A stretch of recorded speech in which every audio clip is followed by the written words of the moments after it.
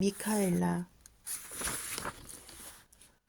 그녀는 창밖에 사람들을 내려다봤다. 평소 같았으면 버스와 자동차들이 지나갈 찻길에서 천주교 신자들이 앉아서 미사를 보고 있었다.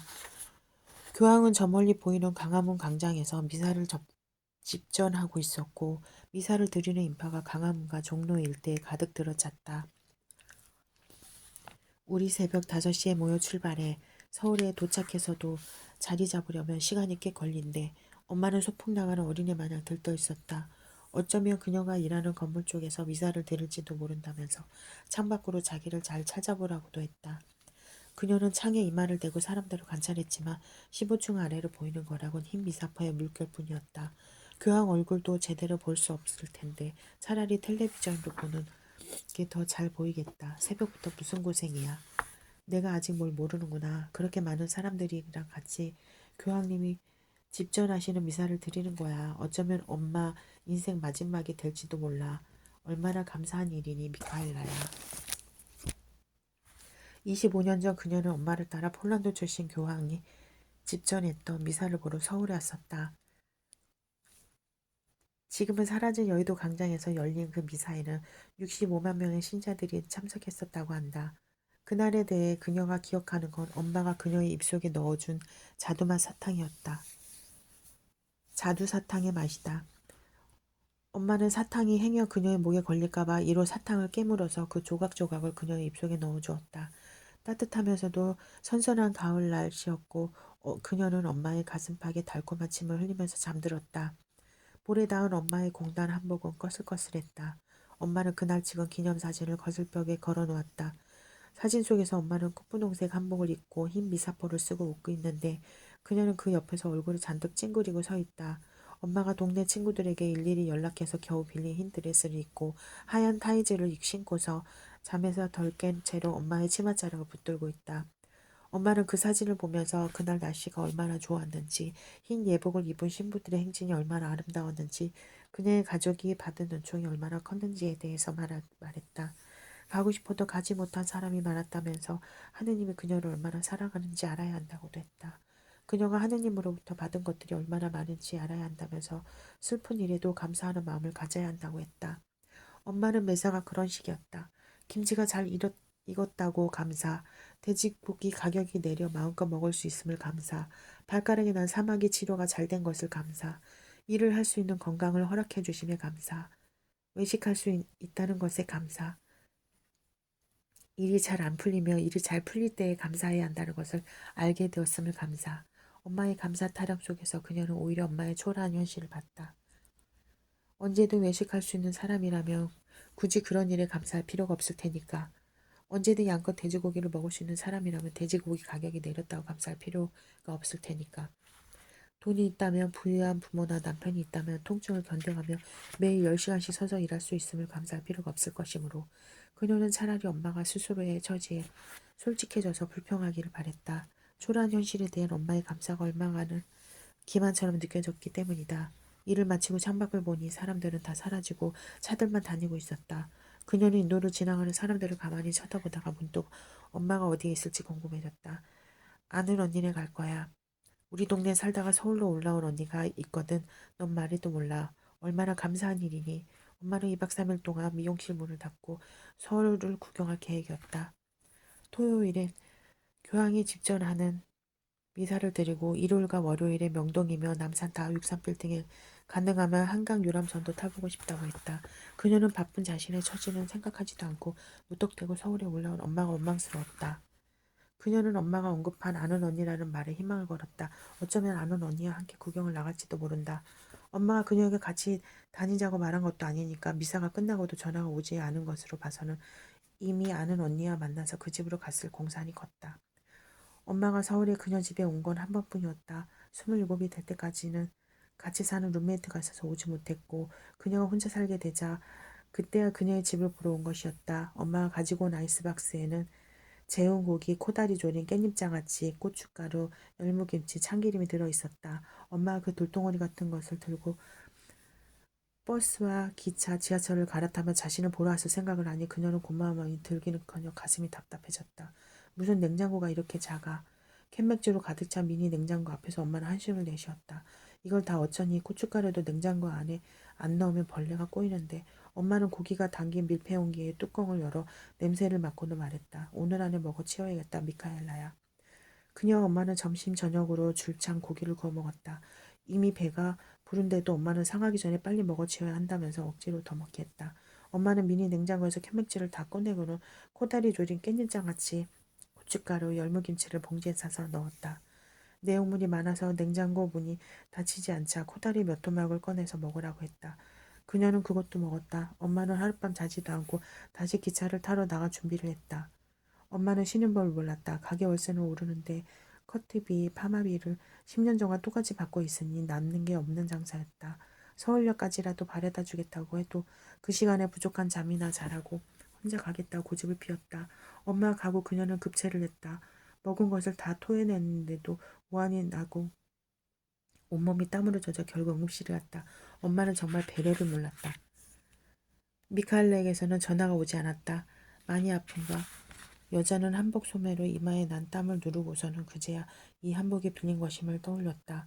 어쩌면 저고리 값을 지불해야 할지도 모른다고 생각한 건 미사를 기다리면서부터였다.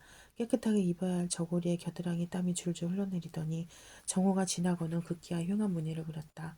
같은 예지오 자매로부터 빌려 입은 한복은 보통 한복이 아니었다.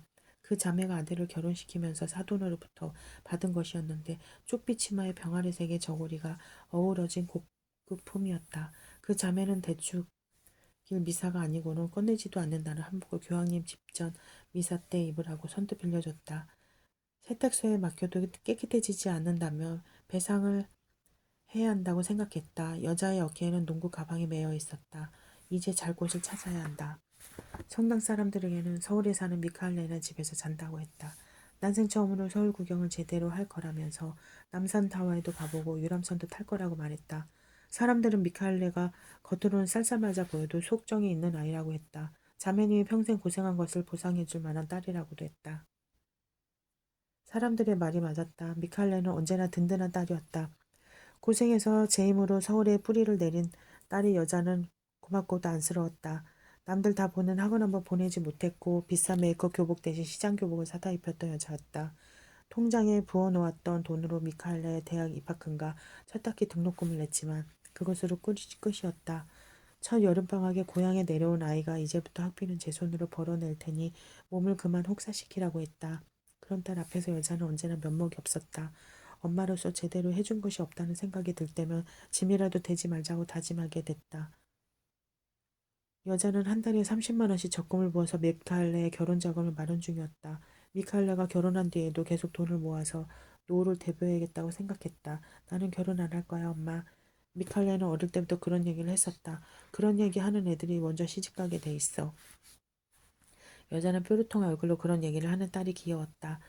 그러던 애가 나이 30이 되어서도 같은 얘기를 하는데 그 말이 진심인가 싶어서 여자는 슬그머니 겁이 나기 시작했다. 여자는 미카엘라만 난 신부감은 없다고 생각했다. 서울에서 대학을 나오고 직장을 잡은 데다 생활력도 강해서 벌써 제가 살고 있는 방에 보증금까지 모았다. 싹싹하지는 않지만 예의 바르고 말도 조리 있게 잘했다.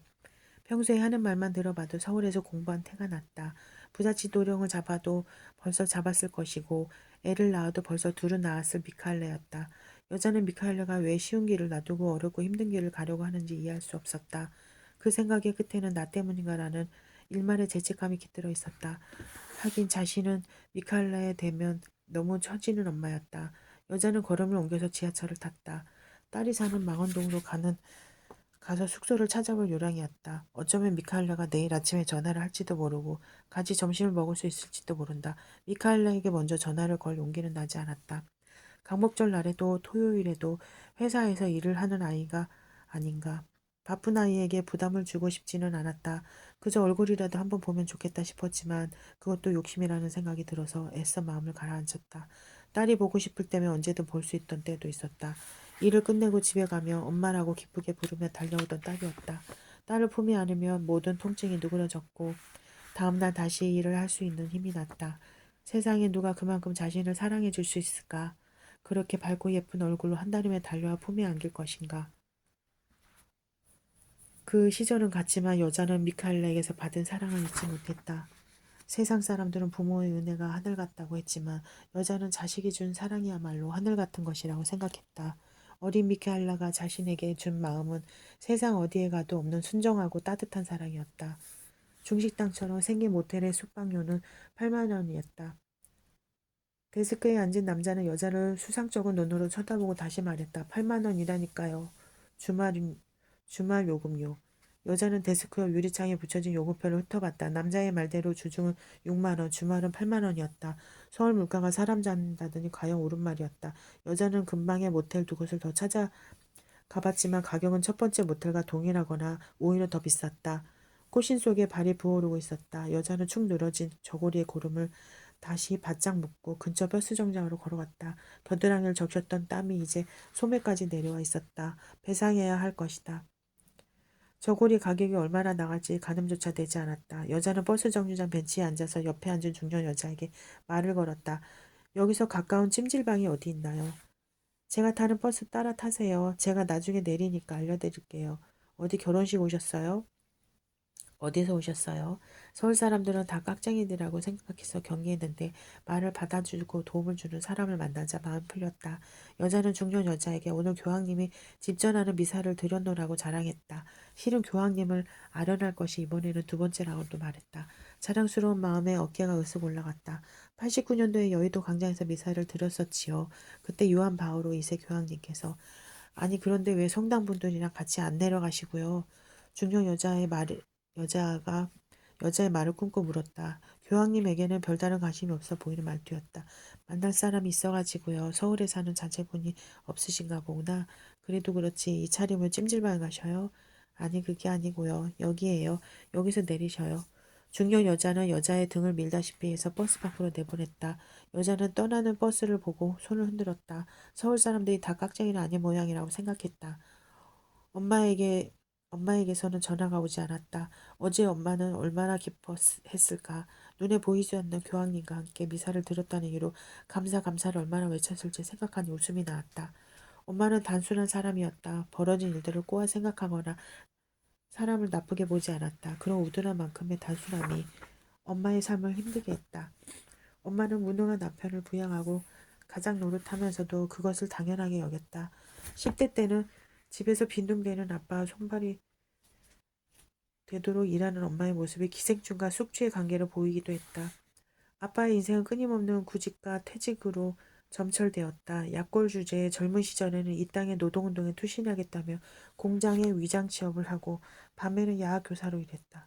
아빠는 수업을 하면서 코피를 왈칵 쏟아대는 일이 많았고 아빠의 학생이었던 엄마는 그런 아빠가 한없이 불쌍해서 눈물이 픽 돌았다. 누가 누구를 돕겠다는 건지 엄마는 아무 데서나 픽픽 쓰러지는 선생님을 얻고 도움을 구하러 다니기도 했고 데이트할 때는 모아놓은 돈을 전부 털어서 보약을 지어주기도 했다. 결혼식도 신혼여행도 없었다. 신혼기간에 아빠가 교도소에서 징역을 살았기 때문이다. 신혼의 즐거움이라고는 일주일에 한 번 교도소에서 만난 말을 섞는 것이 고작이었다. 참으로 감사한 시간이었지. 엄마는 그 시간에 대해서 그렇게 말했다. 면회를 앞두고 그 전날 아침부터 기분이 좋아져서 잠을 설쳤다는 이야기를 엄마는 자주 했다. 퇴근 후 매일 엄마가 아빠에게 쓴 엽서는 500장이 넘었다. 아빠는 출소한 후에 아는 사람들의 소개로 몇몇 작은 회사에 들어갔지만 조금 다니다가 곧 간두었다. 출판사에서 외주를 받아 교정을 보고 번역을 하기도 했다. 물론 큰돈이 되지 않았고 책을 한 권 마무리할 때쯤에는 크게 알아서 병원 시세를 줬다. 그녀에게 아빠는 병원에서 링거를 맞으며 누워있거나 뼈밖에 안 남은 손으로 숟가락을 들고 묽은 죽을 휘휘 젓던 사람이었다. 아빠는 그런 부실한 몸으로 서울에서 큰 시위가 있으면 빠지지 않고 참여했고 중학생이던 그녀에게 김대중 옥중 서신과 함석헌의 책들을 읽으라고 권유했다. 대체 이게 무슨 짓인가 라고 그녀는 생각했다. 김대중이 대통령이 되든 이회창이 대통령이 되든 그게 우리의 상관 무슨 상관이란 말인가. 엄마는 그녀의 수학여행비를 마련하기 위해서 손이 발이 되도록 아줌마들의 머리를 말고 있었다. 밥상머리에서 아빠는 말했다. 자본이 가난한 사람들을 소외시키고 있다고. 앞으로는 중산층 붕괴가 가속화되고 더 많은 사람들이 빈곤 속으로 떨어지게 될 거라고. 어쩌라는 건가? 아빠 지금 이 집안을 빈곤 속으로 떨어뜨리는 주범은 세상도 자본도 아니고 아빠 자신이다. 자기 밥벌이도 제대로 하지 못해서 아내를 7평도 안 되는 미용실에 하루 종일 세워두는 사람이 그런 말을 할 자격이 있나. 하지만 그녀는 아빠보다도 엄마를 더 이해할 수가 없었다. 엄마는 일을 다녀와서 옷을 갈아입고는 아빠의 하루를 살폈다. 오늘 하루 피곤하지는 않으셨느냐? 읽고 있는 책은 어떠냐? 그녀는 엄마가 아빠를 다 받아주기 때문에 아빠가 세상에 정착하지 못하고 헛꿈만 꾸고 있는 거라고 생각했다. 엄마가 엄마 자신을 충분히 사랑하지 못해서 아빠 같은 사람에게 이용당하고 있는 거라고. 이건 사랑도 뭣도 아니라 일방적인 착취라고 말이다. 그녀는 엄마에게 전화를 걸었다. 전화기가 꺼져 있다는 안내가 나왔다. 충전기를 안 가져온 것이 분명했다. 평소 같았으면 전화기가 꺼졌다고 먼저 전화했을 엄마였다. 다른 사람의 전화기라도 빌려서 미사 소감을 얘기하고 하루의 계획을 말했을 사람에게서 아무 소식이 없는 것이 이상했다. 그녀는 스콜라스티카 아줌마에게 전화를 걸었다. 난 어제 서울에 못 갔어. 제비 복귀해서 떨어졌거든. 자매님 걱정은 마라. 그 양반 매번 핸드폰 충전하는 거 깜빡하고 그래. 있어봐. 너 엘리사벳 아줌마 번호 아니? 그래, 그 성가대 하는 양반. 그녀는 엘리사벳 아줌마에게 전화를 걸었다. 응, 그게 무슨 말이야. 너희 집에서 주무신다고 하던데. 너희 집에 안 오셨어? 전화도 안 하고. 아이고, 이게 무슨 일이니. 아는 언니네 집? 자매님이 서울에 아는 사람이 있어? 그래, 우리한테는 너희 집에서 잔다고 했거든, 분명히. 엘리자벳 아줌마 통화를 하는 동안 텔레비전 뉴스에는 광화문 광장의 전격이 나왔다. 카메라는 세월호 특별법 제정을 위한 서명운동 부스를 비추고 있었다. 그 부스 뒤로 텐트가 있었는데 어느 노파 한 명과 중년 여자 한 명이 그 아래에 붙어 앉아 있었다. 짧은 순간이었지만 그 중년 여자가 엄마라는 것을 그녀는 단번에 알아봤다.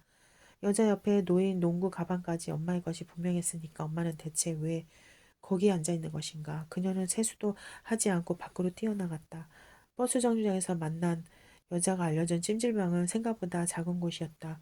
여자는 갑갑한 한복을 벗어버리고 시간을 들여 온몸에 때를 밀었다. 휴일을 맞아 찜질방으로 놀러온 모녀들이 눈에 띄었다. 강아지 새끼마냥 종종거리며 뛰어다니는 어린애들을 보니 절로 웃음이 났다.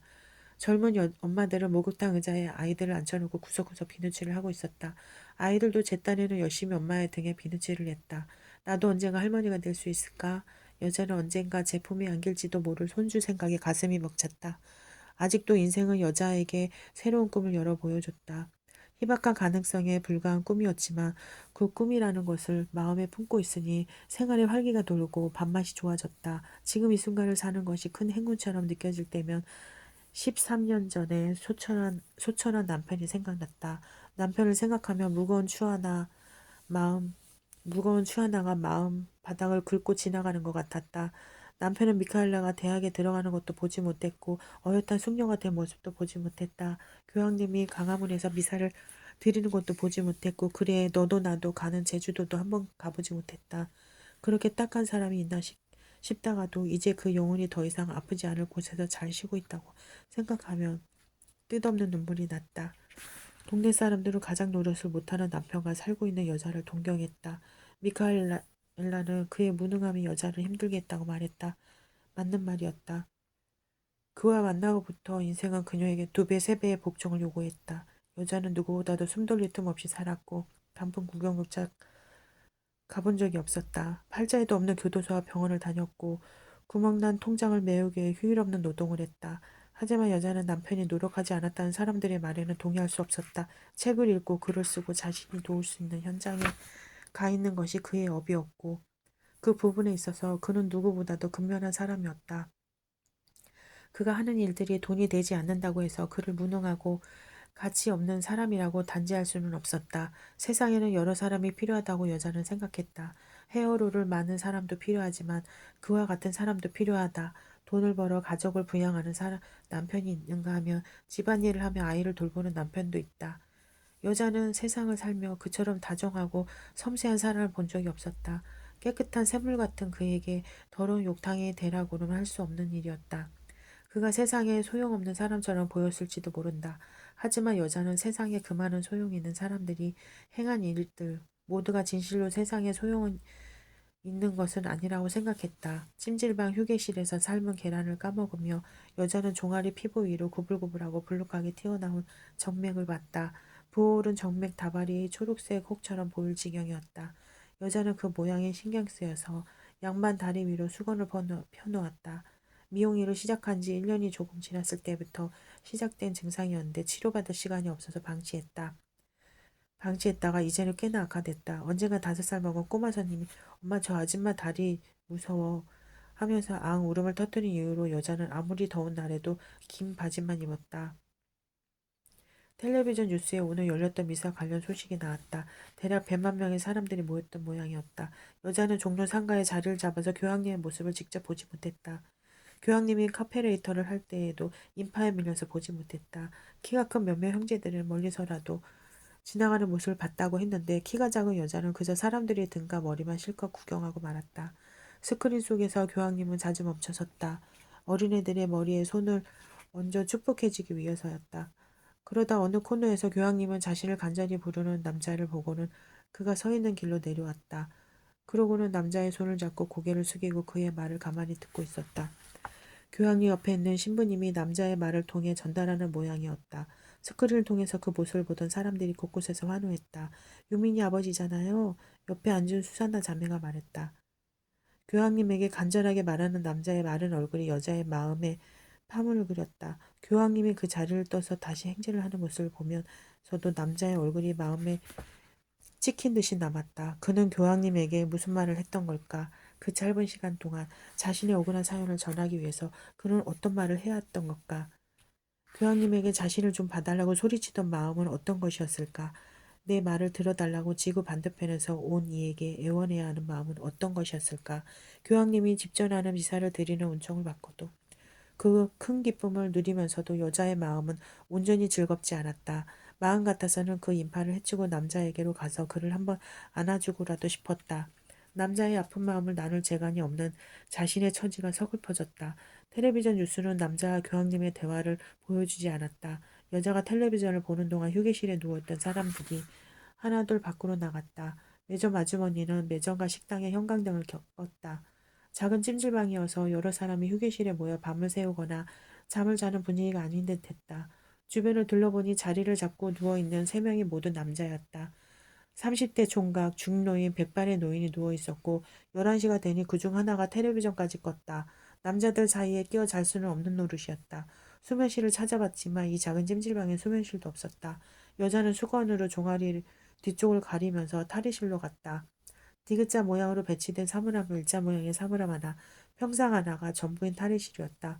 환갑이 넘어 보이는 여자가 널찍한 평상 위를 선점한 채 침을 흥건히 흘리며 자고 있었다. 바닥은 따뜻했지만 에어컨 바람 때문인지 공기가 찼다. 에어컨 온도 조절 버튼을 눌러봤지만 고정된 것인지 움직이지 않았다. 여자는 디귿자 모양의 사물함 쪽으로 걸어갔다. 사물함들 사이에서 자는 수밖에 없어 보였는데 방금 목욕을 마친 노인 하나가 그곳에서 자리를 잡고 누웠다. 그 자리를 포기하고 통로 쪽으로서 자려고 누웠더니 노인이 와서 자기가 통로 쪽에서 자겠다고 했다. 애기 엄마가 안쪽으로 들어가서 자요. 난 아무 데서나 잘 자니까. 아니라고 손짓을 해도 노인은 막무가내로 통로에 눕더니 자는 척을 했다. 여자는 노인 옆에 쭈그리고 앉아서 그 얼굴을 봤다. 백발의 커트머리에 치아가 없어 앙담은 입. 150cm가 될까 말까한 작은 키 할머니였다. 뼈밖에 안 나와서 5분만 바닥에 누워 있어도 온몸이 다 베길 것처럼 보이는데도 태연하게 찜질방 바닥에 누워 잠을 청하는 모습이 인생 내공을 짐작케 했다. 선수는 선수를 알아본다고 보통 고생한 이가 아닌 듯했다. 할머니 좀 일어나 보세요. 노인은 계속 자는 척 하는 것 같았다. 이 할머니 보통 분이 아니시네. 할머니 그러고 주무시면 몸 다 베겨요. 춥지도 않으신가. 이 할머니 저 에어컨은 왜 저 모양이래. 노인네 주무신다는데. 여자는 사물함에 넣어둔 농구 가방에서 수건 2장을 꺼냈다. 프란치스코 교황님 시복 미사 기념 1월동 성당 2014년 8월 16일이라는 문구가 푸른 글씨로 새겨진 흰 수건이었다. 미국 영화에나 나올 법한 넓고 긴 수건이었다. 성당 사무장이 사이즈를 잘못 주문해서 다들 커다란 수건을 받고 난감해했었다. 젬마 자매가 이런 건 쓰지도 않고 짐만 된다면서 여자에게 넘기는 바람에 여자는 큰 수건을 2장이나 지니고 있었던 것이다. 할머니 이거라도 좀 깔고 주무세요. 노인은 여전히 맨바닥에 웅그리고 누워 꼼짝도 안 했다. 여자는 노인의 그 자그마한 몸 위로 큰 수건을 덮어줬다. 그리고 사물함 사이로 가서 남은 수건을 덮고 잤다. 여자도 아무 데서나 잘 자는데도 도 같은 사람이었다. 여자는 깊은 잡속으로 빠져들어가며 아침 미사에서 본 남자의 얼굴을 떠올렸다. 내가 만약 그처럼 미칼레를 잃었다면 나는 어떻게 살 것인가. 생각만으로도 여자의 눈에는 눈물이 고였다. 그는 무슨 말을 했던 것일까? 들리지 않았던 그의 목소리를 여자는 듣고 싶었다. 드라이어 소리 때문에 눈을 떠보니 바닥에 우유팩이 하나 보였다. 그 우유 애기 엄마 마시라고 둔 거야. 내 거 사는 김에 같이 샀어.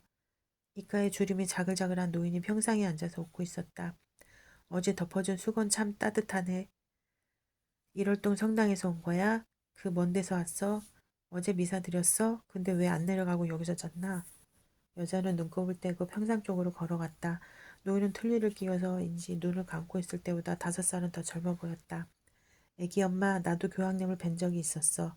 1989년에 말이야. 여의도에서 참으로 영광된 시간이었지. 그때 저도 거기에 있었어요. 여자는 아는 사람이라도 만난 것 같은 반가움을 느꼈다. 여자와 노인은 평상에 앉아서 89년 그 빛나던 가을날의 추억을 공유했다. 반가운 자매님들끼리 만난 기념으로 조식이나 같이 하자고 노인이 제안했고 여자는 노인과 함께 밖으로 나와 찜질방 근처의 콩나물국밥집으로 향했다. 뜨거운 국물에 새우젓과 청양고추, 깍두기 국물까지 넣어 먹었더니 속이 풀리고 정신이 들었다. 허겁지겁 먹느라 국밥 반 그릇을 비우도록 여자와 노인은 자신들이 왜 찜질방에서 잤던 것인지 이름은 무엇인지 이야기도 하지 않았다. 어느 정도 배가 채워졌을 때 여자가 물었다. 근데 할머니는 왜 찜질방에서 주무셨어요? 어디 가셔요? 애기 엄마, 난 말이지 동무가 별로 없어. 원래도 내 성격이 둥글지가 못해가지고 그랬었는데 살다 보니 다들 죽어가지고 살아남은 이들이 별로 없더군. 노인은 국물을 훌훌 불어 떠마시더니 말을 이었다. 내 마음을 아끼는 동무가 이제 하나 남았어. 한강도 훨씬 넘어 만났는데 그이가 참 나랑 달라. 나는 괴팍하고 성깔도 있는데 그이는 그저 허허 실실이야. 뭔 일이 생겨도 웃고 넘어가고 참 고와. 남 덜숭도 볼 줄 모르는 이거든. 내가 동네로 이사 간 지 얼마 안 돼서 손녀 놀이터에서 만났어. 같은 또래의 손녀를 키웠거든. 알고 보니 같은 성당 자매이기도 했지. 그래서 가까워진 거야. 우리 둘 다 서방이 먼저 가고 자식들 집에 얹혀 사는 처지였으니까 매일 만났지. 살원 얘기도 하고 서럽던 얘기도 하고 있지. 그인 내 얘기를 들으면서 같이 울어주더군. 내 살며 이런 일을 만나본 적이 없었어. 내 아들 가족이 서울로 떠나고 나는 그대로 동네에 남아서 혼자 살았지. 그인 내게 잘 자매가 되어줬어. 딸이 맞벌이를 해서 늘 그 손녀 아이를 끼고 다녔지. 그이가 하나뿐인 손녀를 얼마나 애증준지 키웠는지 그 손녀도 제 할머니를 닮아 그렇게 곱고 착할 수가 없었어. 성당 마당에서 만나면 반갑게 인사도 하고 송에 과자도 지어주고 할머니 진지는 잘 드시냐고 물어보고 그런 애였단 말이야. 노인은 그 말을 마치더니 갑자기 애처럼 소리를 내서 울었다. 입에서 밥풀 몇 톨이 흘러나왔다. 아침부터 해장국집에서 소리를 내서 우는 노인을 사람들은 말없이 바라봤다. 노인은 얼마나 그렇게 울다가 눈물을 닦고 코를 풀고는 물을 마셨다. 내 80을 살아오면서 흘린 눈물을 이미 다 흘린 줄 알았어. 아니더군. 아니었어. 그이가 그 고운 동무가 혼이 다 나가서 가슴을 쥐어 뜯는데 내가 해줄 수 있는 일이 없어. 그 생태 같은 손녀가 그렇게 가버렸는데 그이라고 무슨 수로 견디겠나. 그의 마지막 모습을 보고 그의 딸은 하던 일도 다 팽개치고 여기저기 다니기 시작했지. 자기 딸이 왜 죽었는지는 알아야 할 거 아닌가. 그이도 그의 딸과 함께 강화문으로 시청으로 여의도로 다니기 시작했어. 연락이 잘 닿질 않아. 어제도 그 일 찾으러 강화문에 갔다가 차가 끊겨 거기에 갔던 거라오. 노인이 말을 다 끝냈을 때 여자도 같이 울고 있었다. 오늘도 그 일 찾으러 가. 엄마의 핸드폰은 여전히 꺼져 있었다. 그녀는 강화문으로 가는 버스에 올라타서 조금 전 텔레비전에서 봤던 여자의 모습을 떠올렸다. 여자는 물이 다 빠질 대로 빠진 감색 마바지에 그녀가 저번 생일에 선물해준 꽃분홍색 카라테를 입고 있었다. 숱이 별로 없는 갈색으로 염색한 파마머리까지 텔레비전에 나온 여자는 그녀의 엄마가 분명했다. 엄마는 대체 거기서 뭘 하고 있는 걸까? 엄마의 끝간데 없는 오지랖에 그녀는 할 말을 잃었다. 강화문역에서 내려 횡단보도를 건너려고 하는데 횡단보도 앞에 일일 단식 동참이라고 쓰인 피켓을 목에 건 사람들이 떼어볕을 맞으며 서 있었다. 40대 아저씨 하나, 20대 초반으로 보인 여자 둘이었다. 남자는 세월호 사건의 진상을 규명하라는 호소문을 등 뒤에 써붙이고 지나가는 이들을 쳐다보고 있었다. 여자의 둘은 지나가는 사람들에게 유인물을 나눠주고 있었는데 그녀는 그들을 피해 횡단보도를 건넜다. 광장에서는 많은 사람들이 서명운동을 하고 있었다. 몇 달 전 교보문고에 가는 길에 그녀도 서명을 했다. 사고가 일어난 지 4달이 되어 가는데도 그날 있었던 일들의 사실관계조차 밝혀지지 않은 상황이었고 유족들은 수사권, 기소권을 보장하는 특별법을 상정할 것을 요구 중이었다.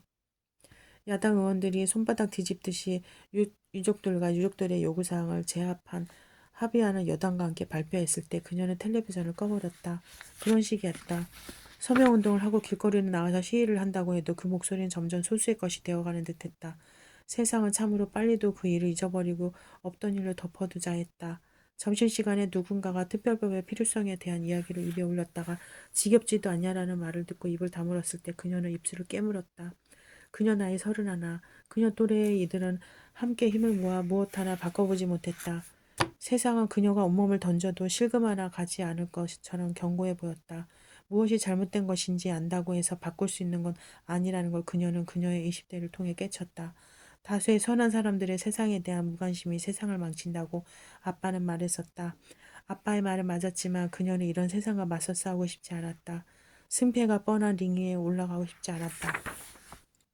그녀에게 세상이란 마음에 들지 않더라도 수그리고 들어가야 할 곳이었고 자신을 소외시키고 변형시키더라도 시켜서라도 맞춰 살아야 하는 곳이었다.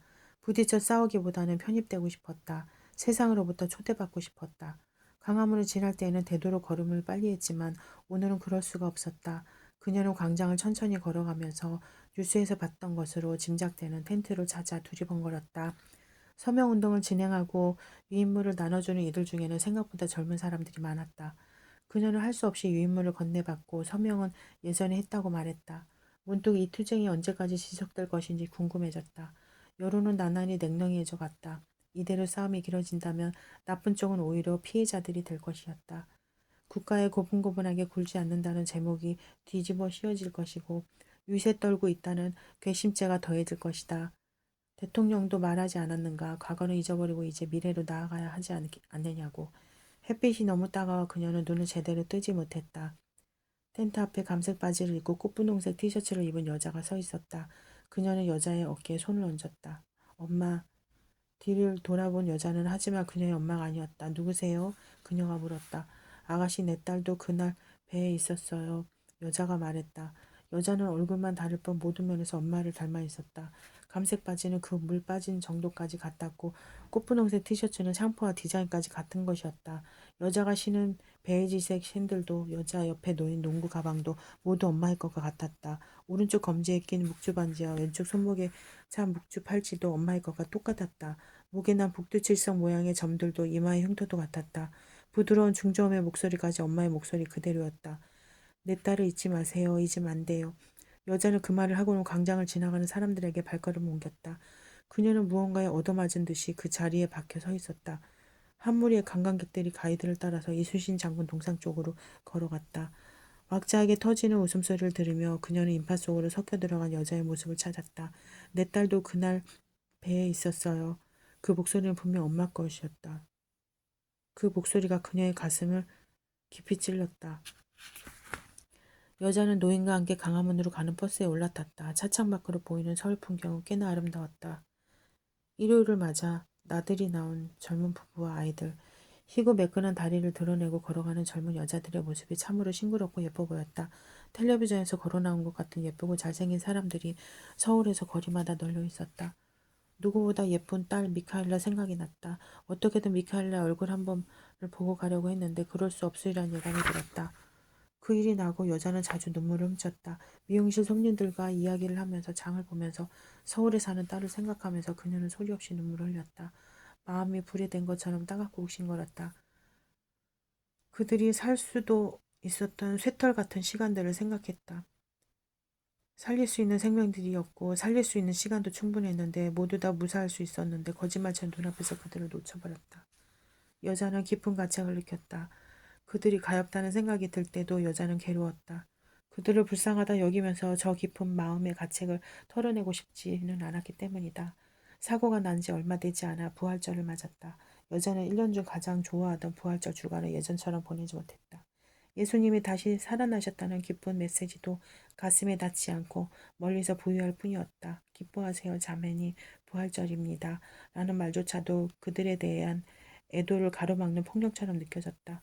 여자는 처음으로 부활절 미사에 참여하지 못했다.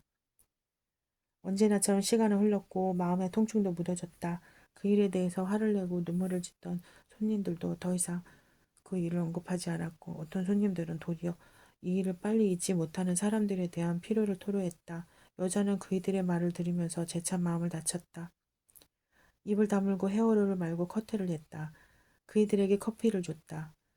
여자는 진심으로 그 누구도 증오하고 싶지 않았다. 여자는 옆에 앉아서 꾸벅꾸벅 조는 노인을 바라봤다. 이 노인은 얼마나 여러 번 사랑하는 사람들을 잃어버렸을까. 여자는 노인들을 볼 때마다 그런 존경심을 느꼈다. 오래 살아가는 일이란 사랑하는 사람들을 먼저 보내고 오래도록 남겨지는 일이니까. 그런 일들을 겪고도 다시 일어나 밥을 먹고 홀로 길을 걸어 나가야 하는 일이니까. 여자는 부모와 남편의 죽음을 겪으며 자신의 일부가 죽어버리는 경험을 했다. 마음속에서 죽어 없어진 그 부부는 죽은 사람들과 함께 세상에서 사라져 버렸다. 한동안은 제대로 숨을 쉴 수도 잠을 잘 수도 먹을 수도 없었다. 뜬 눈으로 밤을 새우고 오래도록 울고 나니 그들이 없는 상가, 그들이 여자에게 남겨놓고 간 세상이 남았다. 모든 것들이 여자에게 소중했다. 여자는 여자 안에 여전히 살아있는 그들에게 보다 좋은 세상을 보여주고 싶었고 전보다 나아진 자신을 보여주고 싶었다. 슬픔으로 깨끗해진 마음에 곱고 아름다운 것들만 비춰 보여주고 싶었다. 여자는 자신의 어깨에 기대 졸고 있는 노인을 깨워 버스에서 내렸다. 중국인 관광객들이 무리를 지어 강화문 광장으로 걸어가고 있었다. 나무와 나무 사이에 걸어놓은 빨랫줄에 때가 탄 노란 리본들이 매달려 나부끼고 있었다. 젊은 사람들 몇이 서명운동을 하고 있었다. 더운 날이었다. 여자는 농구 가방에서 물병을 꺼내 노인에게 건네고 자기도 마셨다. 등이 굽은 노인은 5발자국 걷다가 서서 잠시 쉬고 또 5발자국 걷다가 서서 잠시 쉬었다. 여자는 노인의 상태가 걱정됐다. 애기 엄마 미안해. 내가 원래는 잘 걷는데 오늘은 이 모양이네. 쉬엄쉬엄 걸으세요. 경주 나온 거 아니잖아요. 서울 구경 와서 나 때문에 고생만 하고 애기 엄마가 횡단보도 앞에 서 있는데 세월호 특별법 제정 촉구 서명이라고 쓰인 팻말을 목에 건 젊은 여자 둘이 다가왔다. 한 명은 유인물을 들고 있었고 다른 한 명은 볼펜과 서명용지 파일을 들고 있었는데 둘 다 햇볕에 얼굴이 빨갛게 달아올라 있었다. 그들은 횡단보도를 건너는 노인을 부축했다. 고마워요. 횡단보도를 다 건너고. 여자가 말했다. 유인물 좀 읽어보세요. 서명은 하셨나요? 노인은 고개를 끄덕였고 여자는 그녀가 건네준 용지에 서명했다. 우리가 찾는 사람이 있어요. 김이분 한 분이라고. 이분 친구분이신데 그분 따님 성함이 어떻게 된다고 했죠? 여자가 물었다. 이명순이야. 이명순 말이야. 노인이 답했다. 이명순 씨라고 유족이세요? 여자가 말했다. 제가 그렇게 성함만 들어선 잘 알지 못해요. 혹시 희생자가 학생이었나요? 네. 그런 학생 이름을 알 수 있을까요? 보통 학생 이름을 따다 누구 어머니 누구 아버지 이렇게 부르거든요. 노인은 가만히 눈을 감더니 입을 열었다. 그의 이름이 잘 기억이 안 나. 어릴 때부터 미카엘라라고만 불렀으니까. 아주 꼬맹이였을 때부터 지금껏 이름으로 불러본 적이 없어요. 그의 할머니도 그냥 미카엘라라고만 불렀어. 가만히 앉아있다가도 미카엘라야 혼잣말하고 여자는 미카엘라라고 발음하는 노인의 입술을 가만히 바라봤다. 미카엘라는 여자아이들이 흔한 세례명이었다. 여자는 3번의 계류유산 뒤에 지금의 딸을 임신했다. 미카엘라 천사에게 기도해 줄게요. 지금은 얼굴도 기억나지 않는 미용실 손님이 여자에게 그런 말을 했다. 그이는 세상 모든 어두움을 물리치는 미카엘라, 천사가 여자의 속에 뿌리내린 작은 생명을 지켜줄 것이라고 장담했다.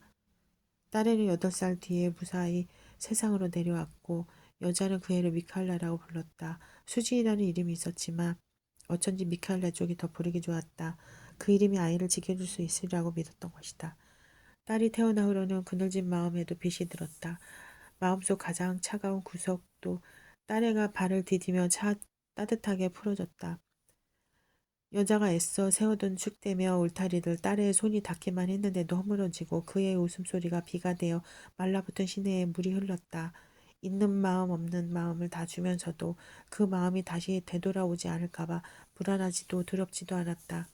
그저 그 마음 안에서 따뜻했다. 아이는 저만의 숨으로 빛으로 여자를 지켰다. 이 세상의 어둠이 그녀에게 속삭이지 못하도록 그녀를 지켜주었다. 아이들은 누구나 저들 부모의 삶을 지키는 천사라고 여자는 생각했다. 누구도 그 천사들을 부모의 품으로부터 가로채길 갈 수는 없다. 누구도. 여자는 노인을 부축하고 미칼라의 엄마와 할머니를 찾아 광장을 가로질러 걸어갔다. 그리고 그이들이 걸어가야 할 길이 너무 멀고 힘들지 않기를 바랬다. 다친 마음을 마음껏 짓밟고도 태어난 이 세상에서 그이들이 더 이상 상처받지 않기를 원했다. 엄마, 미칼라가 여자를 불렀다. 여자는 흐르는 눈물을 닦고 마음으로 딸애를 불러봤다. 미카엘라.